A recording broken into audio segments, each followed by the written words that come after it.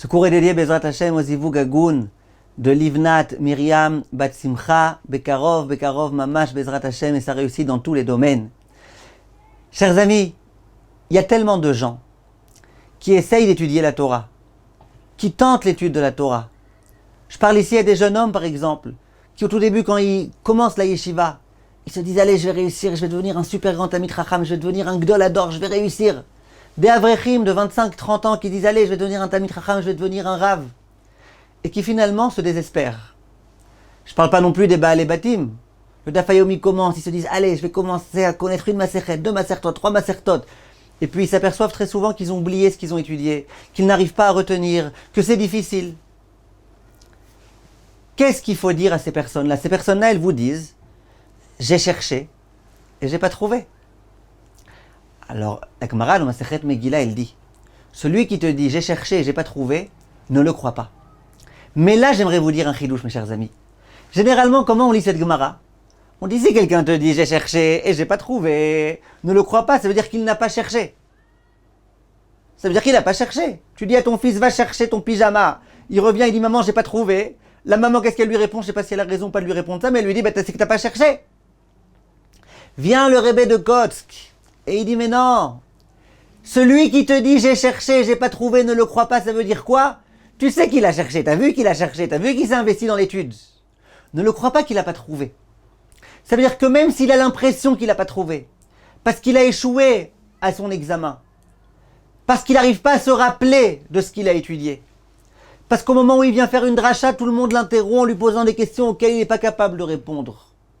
Parce que ce qu'il pensait être vrai, le vrai pshat de la Sugia, on le contredit, il n'a pas de quoi répondre. Et donc, il a l'impression qu'il n'a pas trouvé, ne le crois pas. Il a trouvé.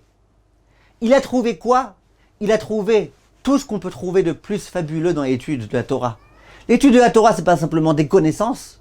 L'étude de la Torah, c'est s'investir, c'est se lier à Kadosh Baruch Hu, c'est étudier la Torah du fond de son cœur, de toutes ses forces. C'est réussir à se lier à cette spiritualité qui est celle de la Torah. Tout ça, tu l'as trouvé. Alors le résultat de retenir tout par cœur, t'as pas réussi. Le résultat qui est la grande compréhension, t'as pas réussi. Alors, t'as trouvé le reste. T'as trouvé le lien à Kadosh Baruch Hu, t'as procuré satisfaction à Kadosh Baruch Hu, t'as acquis une part considérable dans le Olam Haba, t'es devenu meilleur, t'as réussi à te travailler. Tout ça, c'est extraordinaire.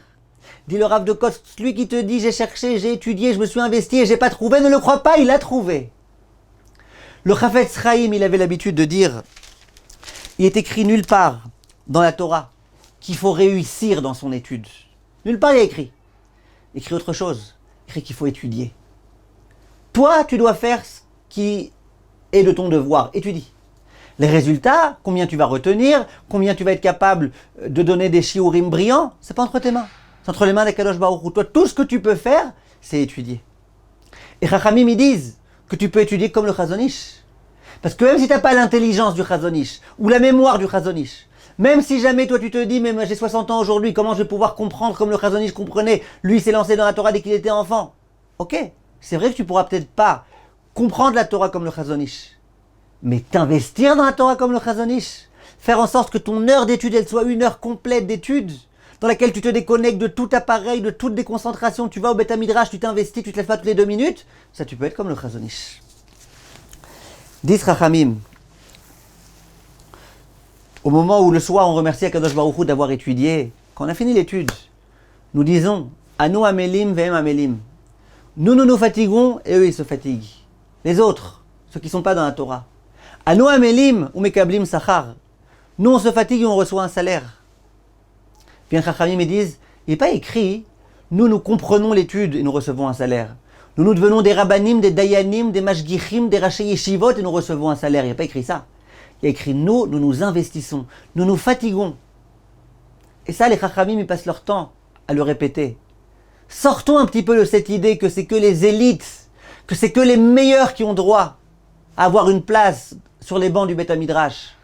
Toute personne qui est prête à s'investir, qui veut s'investir, qui comprend l'urgence, cette personne-là, elle peut réussir. Et la Gemara, elle le dit dans Masechet Brachot d'Avav, Amoud Bet, la Gemara, elle dit Agra de Shamata Svara.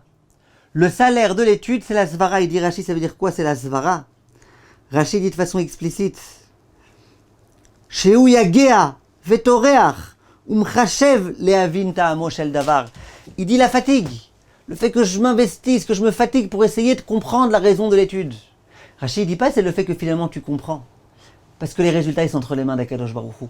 Rachid dit le fait que tu te fatigues, même si finalement tu n'as pas compris, tu t'es investi, tu as donné du meilleur de toi-même, et bien c'est ça qui te permettra, Bezrat Hashem, de te rapprocher d'Akadosh Baruch Hu, et ça en soi ça vaut le coup. Donc tu as trouvé, tu t'es fatigué, tu as trouvé, forcément et nécessairement.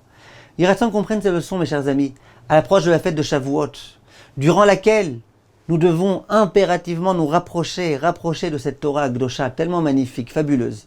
Alors soyons Bezrat Hashem forts, courageux, et ne nous laissons pas, Chazve Shalom, influencés par ce Yetzer Hara, qui souhaite nous dire, toi t'arriveras jamais, tu pourras rien. Ce que je fais aujourd'hui et que je n'ai pas compris, ça vaut énormément. Kol tov, mes chers amis.